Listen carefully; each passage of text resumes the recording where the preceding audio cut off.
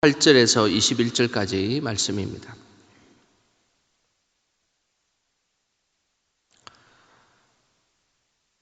이사야 43장 18절에서 21절까지 구약성경 1020쪽에 있습니다. 구약성경 1020쪽 우리 같이 말씀 한 목소리로 읽겠습니다. 너희는 이전 일을 기억하지 말며 옛날 일을 생각하지 말라. 보라, 내가 새 일을 행하리니 이제 나타낼 것이라. 너희가 그것을 알지 못하겠느냐? 반드시 내가 광야의 길을 사막에 강을 내리니 장차 들짐승 곧 성냥이와 타조도 나를 존경할 것은 내가 광야의 물을 사막의 강들을 내어 내 백성 내가 택한 자에게 마시게 할 것임이라.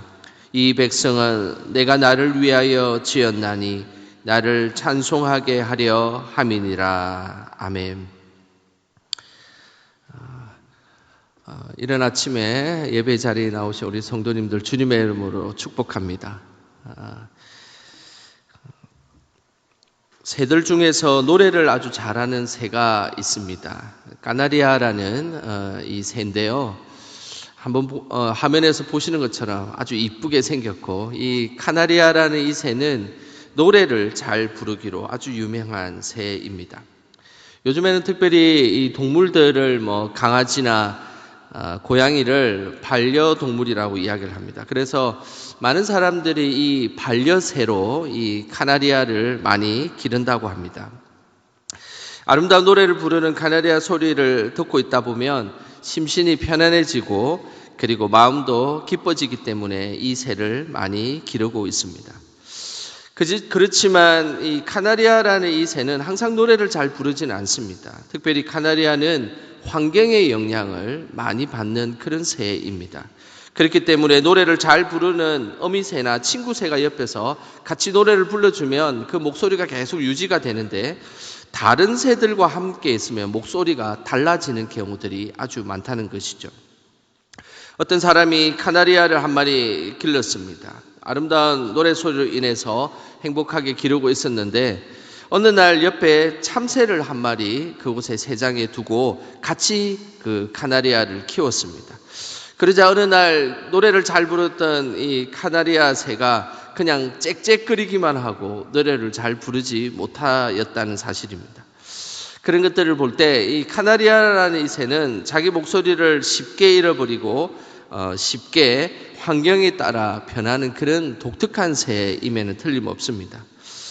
우리는 환경에 따라서 우리의 신앙들이 좌지우지되는 그런 신앙이 되지 않기를 소망합니다. 늘 환경에 움직이는 우리의 모습이 아니라 어떤 순간에도 하나님을 찬양하고 어떤 순간에도 하나님을 높이는 그런 믿음의 신앙으로 살아가기를 주님의 이름으로 축복합니다. 이사야서는 총 66장으로 되어 있습니다. 장수로 치면 제일 긴 성경입니다. 이사야서는 학자들에 따라서 두 부분으로 나누기도 하고 어떤 경우는 세 부분으로 나누기도 하고 어떤 경우는 네 부분으로 나누기도 합니다. 그런데 전통적으로 이사야서 이 66장은 세 부분으로 나누는 것이 보편적인 그런 부류입니다. 이사야서 66장은 1장부터 39장까지 바벨론 포로기 전의 말씀입니다. 그래서 바벨론이 포로가 되기 전에 이스라엘 백성들에게 심판과 경고에 대한 말씀이 이사야서 1장부터 39장이라고 하면 40장에서 55장의 말씀은 이제 바벨론 포로 기간 동안에 있었던 이스라엘 백성들을 향해서 위로하고 구원의 하나님의 은혜를 말씀합니다. 그리고 마지막 56장부터 66장까지는 새로운 예루살렘에 대한 소망을 선포하는 것이 이 이사야서의 전체적인 구조입니다. 오늘 본문의 43장은 제2 이사야, 두 번째 이사야서에 해당되는 본문입니다. 그래서 포로기 안에 있었던 이스라엘 백성들을 향한 하나님의 뜻이 오늘 본문에 고스란히 나와 있습니다. 특별히 바벨론의 포로 기간 동안 70년이라는 긴 바벨론 포로 기간 중에 오늘 이 43장은 70년 끝부분에 해당되는 그런 포로기에 있었던 이스라엘 백성들을 향해서 하나님이 말씀하셨던 내용의 말씀입니다. 70년이라는 세월, 많은 세월이죠. 이 세월은 대략 한 2세대 정도의 시간이 지났던 세월입니다. 3, 40년은 보통 한 1세대 정도 되는데 이 70년이라는 세월은 이제 1세대에 처음 바벨론에 왔던 사람들은 다 하나님 나라로 가고 이제 다음 세대 또 다음 세대까지 이어지는 그런 세대의 시간입니다. 처음 바벨론 포로로 잡혀왔던 믿음의 세대들은 참으로 믿음이 좋았던 시절을 가진 세대들이었습니다. 그런데 믿음이 좋았던 세대들이 죽음을 맞이하고 이제 선조들이 다 되었습니다. 포로로 잡혀있던 2세대 신앙을 이어가고 있는 그 순간에 시간이 지나고 바벨론이라는 문화 속에서 살아갔던 이스라엘 백성들에게는 서서히 신앙이 흐려지기 시작하고 그리고 하나님을 찾는 모습이 점차 줄어들고 있었다는 사실입니다. 그래서 오늘 하나님께서 말씀하시기를 신앙을 잃어버린 바벨론 2세대를 향해서 오늘 매우 중요한 두 가지의 사실을 잊지 말라라고 분명하게 말씀하셨습니다. 그 내용이 21절에 나옵니다. 우리 21절 말씀 다 같이 함께 읽어보겠습니다. 이 백성은 내가 나를 위하여 지었나니 나를 찬송하게 하려 함이니라. 70년이라는 긴 세월 동안 바벨론 포로기에 있었던 이스라엘 백성들이 잊어버렸던 첫 번째의 신앙은 바로 창조주 하나님에 대한 신앙 고백이었습니다. 이스라엘 백성들은 창조주 하나님, 이 땅을 우리를 창조하셨던 그 창조주 하나님에 대한 신앙들이 서서히 사라져가고 있었던 시대였습니다.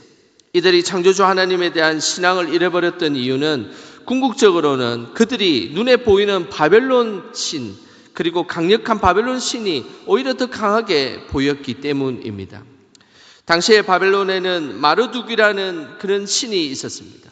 다른 어떤 신들보다 이 마르둑이라는 신이 매우 강한 신으로 그들에게 보였던 것입니다. 그래서 마르둑 신에 관한 벽화들을 잘 살펴보면 항상 이 마르둑 신은 다른 신들을 쫓아내는 장면들이 반복적으로 나오는데 화면을 한번 보도록 하겠습니다. 이 마르둑이라는 이 신이 지금 이 독수리하고 좀 비슷하게 생긴 티아마트라는 신을 쫓아내는 장면입니다. 이렇게 바벨론의 이 신 중에서 이 마르둑이라는 신이 제일 강력한 신이었고 항상 다른 신들을 다 쫓아낼 수 있는 힘을 가지고 있는 신이다라고 그들은 생각하고 믿고 있었습니다. 그러니 이제 바벨론에서 태어난 2세대, 3세대의 이 이스라엘 백성들의 눈에는 살아계신 하나님의 그 창조주의 그 능력보다는 오히려 이 마르둑 신이 더 강력하다라고 생각한 것입니다. 고대 사회는 전쟁을 했을 때 그 전쟁에서 승리한 나라가 그 승리한 신을 믿는 것을 당연하게 여겼던 시대이기 때문에 이제 이스라엘 백성들이 바벨론에게 다 점령당하고 이제 포로로 되었으니 당연히 바벨론 신이 더 강하지 않겠느냐라고 그들은 생각했던 것입니다. 그러면서 눈에 보이던 마르둑 신이 더 위대하고 하나님보다 더 위대하다라고 그들은 생각하고 있었기 때문입니다. 그래서 오늘 하나님께서 말씀하시기를 창조주 하나님에 대한 그 신앙을 잊지 말라라고 말씀하신 것입니다. 지금까지 함께 하시고 역사하시고 그리고 모든 것을 통치하시는 이 창조주 하나님에 대한 신앙들이 잊어버리게 되자 오늘 하나님께서 19절에 이렇게 간절하게 말씀하셨습니다. 우리 19절 말씀 같이 함께 읽어보겠습니다. 보라, 내가 새 일을 행하리니 이제 나타낼 것이라. 너희가 그것을 알지 못하겠느냐? 반드시 내가 광야의 길을 사막의 강을 내리리니. 오늘 하나님께서 70년 동안 바벨론 포로로 있었던 그 이스라엘 백성들을 향해서 창조주 하나님에 대한 신앙을 잃어버리지 말라라고 하시면서 오늘 말씀하시기를 내가 새 일을 행할 것인데 그것은 바로 광야의 길을 내고 그리고 사막의 강을 낼 것이다라고 말씀하셨다라는 사실입니다. 우리 하나님은 다른 어떤 신들보다 뛰어남을 말씀하신 것입니다. 아무도 낼 수 없는 그 광야의 길을 만드시는 하나님, 그 광야에서 어떻게 살아갈지 모르고 헤매고 있는 이스라엘 백성들 향해서 길을 내어주셔서 너가 살아갈 길은 이 길이고 너의 인생의 길은 이곳이다라고 분명하게 말씀해 주시는 그 하나님이 광야의 길을 내어주시겠다라고 말씀하셨습니다. 또한 사막에 강을 내어주시겠다는 겁니다. 사막에는 아무리 비가 와도 그곳이 모래이기 때문에 다 그냥 흡수되는 곳이 사막이지 않습니까? 그러나 창조주 하나님께서는 그 사막에 강을 내셔서 그곳에서 하나님의 살아계심을 보여주시겠다라고 말씀하고 계신다는 것입니다. 사막과 같은 인생을 살아가는 우리들이지만 매일매일 부어지는 그 은혜가 매일매일 빠져나가는 듯한 삶을 살아가고 있는 우리들이지만, 그러나 사막에 강을 내어주시는 그 하나님께서 항상 풍족하게 하나님 은혜 가운데 거할 수 있도록 우리를 돌보시는 그 창조주 하나님을 기억할 것을 말씀하고 계신다는 것입니다. 우리의 신앙은 창조주 하나님에게 초점을 맞추어야 합니다. 우리가 창조주 하나님을 고백할 때에 우리 인생에 막혀진 곳이 열리게 될 것입니다. 또한 답답하고 갈증나는 인생이지만 하나님께서 우리 삶의 자리에서 강을 내어주시고 갈증을 해소해 주실 것입니다. 늘 우리의 인생이 광야와 같고 사막과 같은 곳을 살아가는 느낌이 들 때마다 기억하시길 바랍니다. 창조주 하나님께서 우리에게 길을 내어주시고 우리에게 강물을 주셔서 우리의 삶을 윤택하게 하고 풍족하게 해주시는 그 하나님의 은혜가 있음을 꼭 기억하시길 바랍니다. 그 하나님의 은혜가 우리 성도님들의 삶의 자리자리마다 가득하시기를 주님의 이름으로 축복합니다. 포로기 이스라엘이 잃어버렸던 또 하나의 신앙이 있습니다. 그것은 바로 찬양입니다. 하나님은 사람을 창조하신 목적이 하나님을 위해서 찬송을 부르게 하기 위해서 이 땅에 사람들을 창조하셨다라고 말씀하셨습니다. 이스라엘 백성들은 다른 민족들보다 더욱더 노래를 좋아했던 민족입니다. 그래서 어떤 나라보다 악기가 많이 발달되었고, 그리고 구약 성경의 곳곳에 우리가 아는 시편뿐만 아니라 곳곳에 하나님을 찬양하며, 그리고 하나님의 그 찬양의 가사들이 온통 신약 구약의 성경에 가득 차 있습니다. 그만큼 이스라엘 백성들은 찬양을 좋아하고 노래를 좋아했던 민족입니다. 실제 바벨론 포로 직전에 이스라엘 백성들이 얼마나 찬양을 좋아했으면 포로로 가는 그 순간에도 악기를 들고 가서 함께 그 많은 짐들 중에 악기를 들고 가고 있었다는 것입니다. 전쟁이 일어나서 많은 짐을 싸고 그 짐을 쌀 때는 가장 중요한 것만 쌌지 않겠습니까? 근데 그 중요한 짐 중에서 이스라엘 백성들은 악기를 꼭 챙겨가서 그곳에서 하나님을 찬양하고 노래했던 그 백성들이 바로 이스라엘 백성들이었습니다. 하지만 바벨론 포로로 잡혀오면서 이들은 온전히 하나님의 찬양을 하지 못했습니다. 그러면서 서서히 하나님을 향한 그 찬양의 노래들이 서서히 사라지고 잊어버리게 되었습니다. 오늘 그 모습이 시편 137편에 잘 나옵니다. 우리 화면을 보시면서 시편 137편 1절부터 3절까지 함께 읽어보겠습니다. 우리가 바벨론의 여러 강변 거기에 앉아서 시온을 기억하며 울었도다. 그 중에 버드나무에 우리가 우리의 수금을 걸었나니 이는 우리를 사로잡은 자가 거기서 우리에게 노래를 청하며 우리를 황폐하게 한 자가 기쁨을 청하고 자기들을 위하여 시온의 노래 중 하나를 노래하라 하미로다.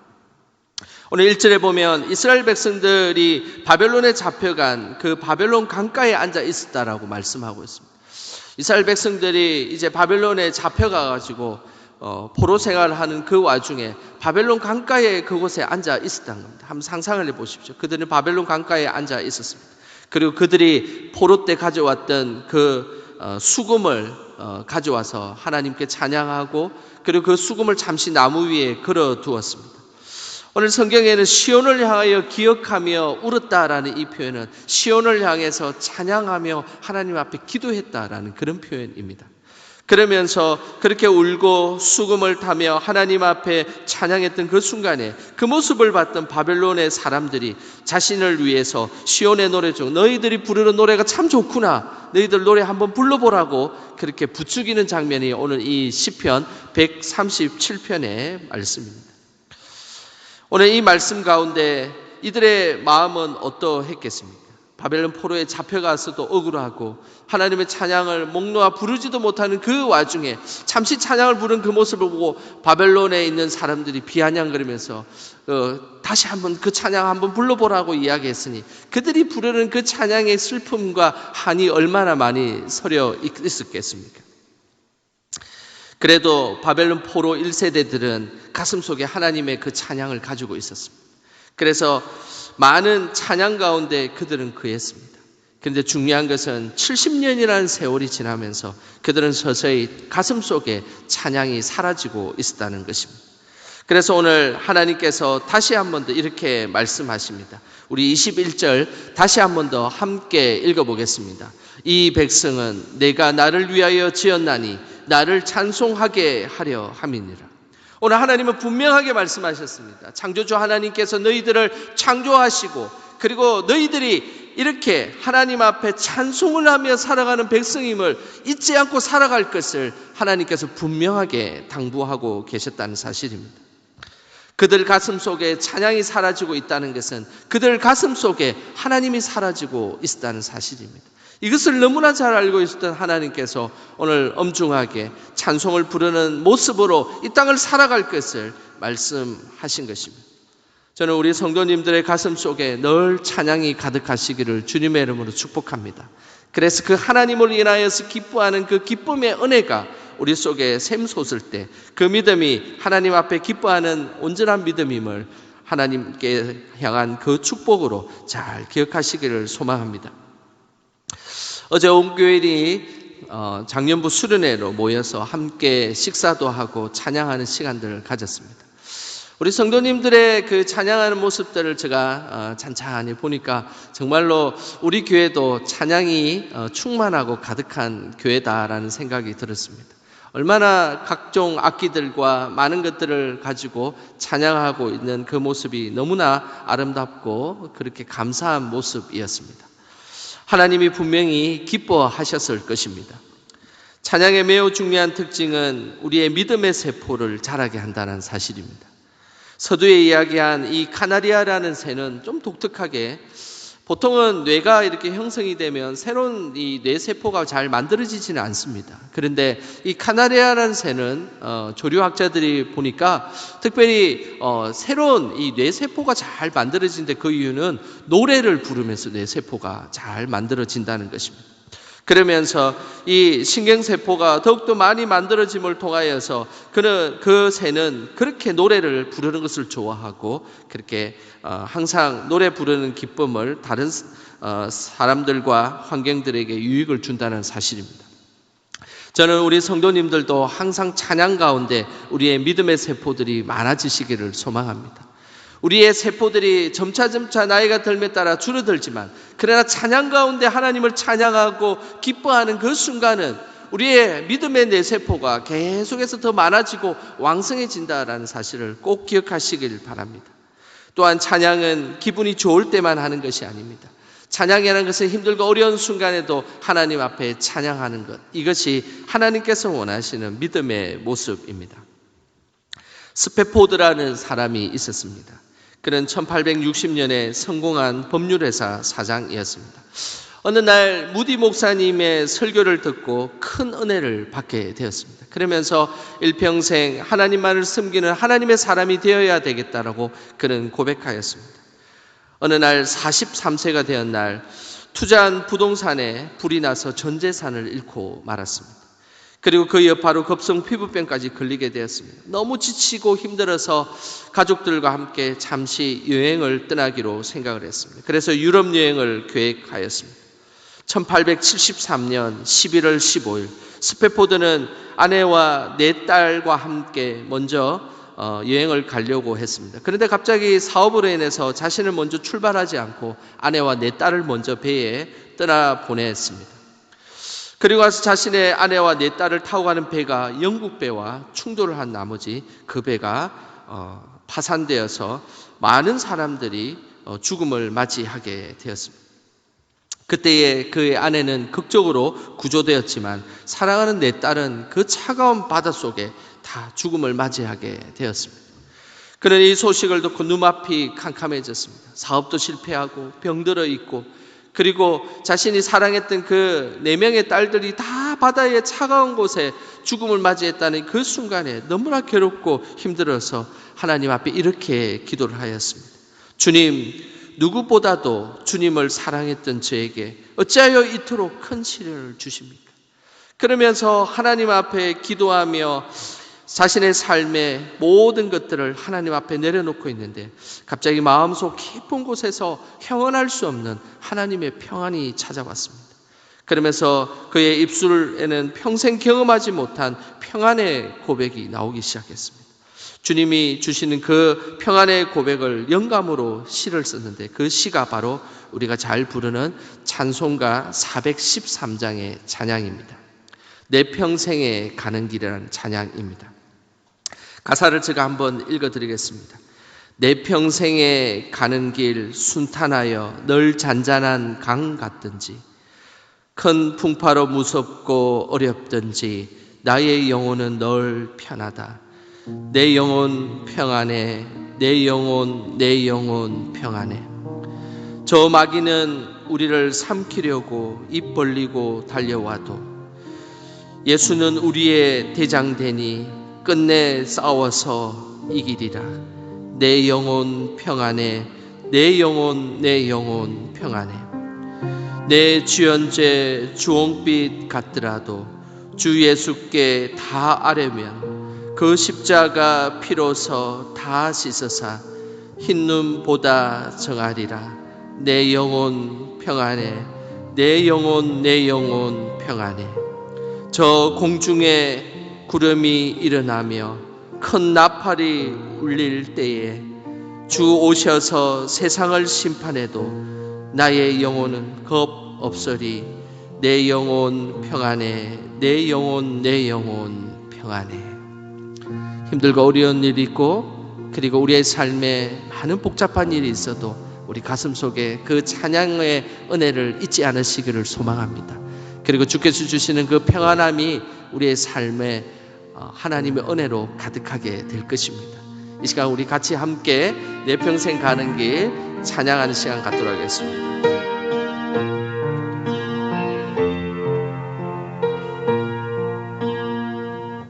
내 평생에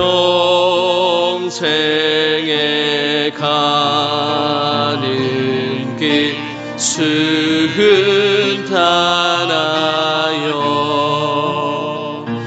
늘 잔잔한 강 같은지 큰 풍파로 무섭고 어렵든지 나의 영혼은 늘 편하다. 내 영혼 평안해.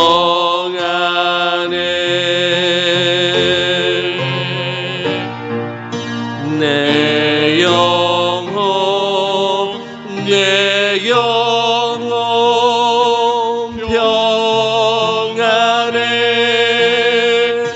저 막히는 우리를 삼키려고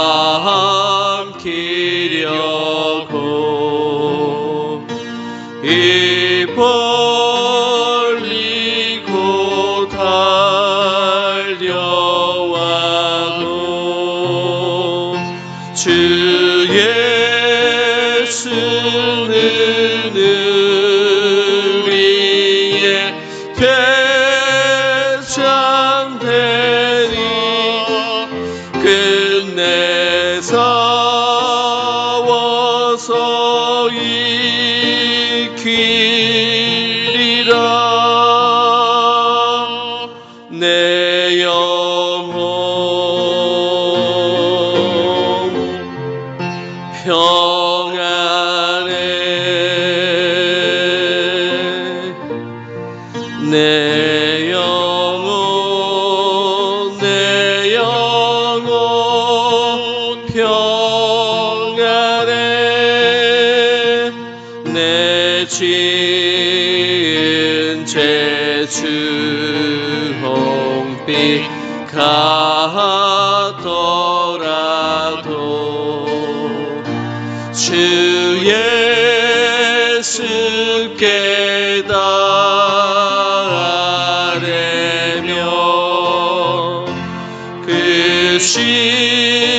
십자가 피로써 다시 쓰사 있는 보다 더 정하리라.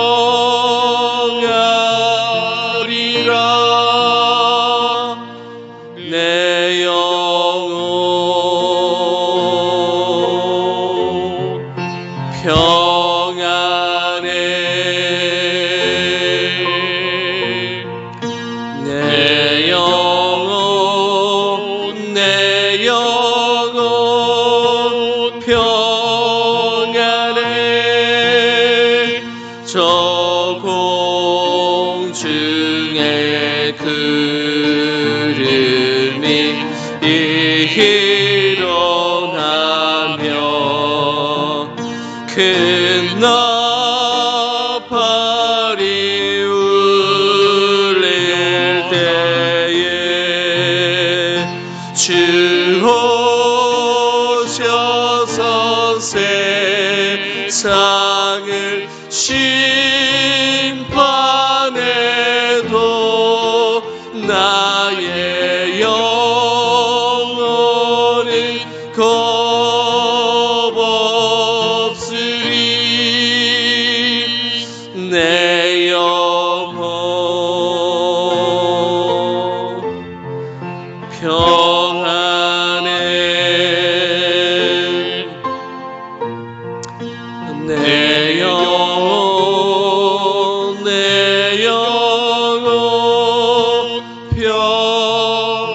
평안해. 이 시간 우리 합심하여 함께 기도하겠습니다.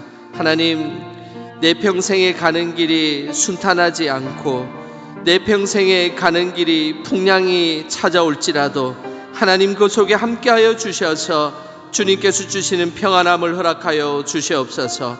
우리의 마음이 요동치 않게 하여 주시고 우리의 마음이 늘 하나님 앞에 은혜 가운데 거하게 하여 주시옵소서.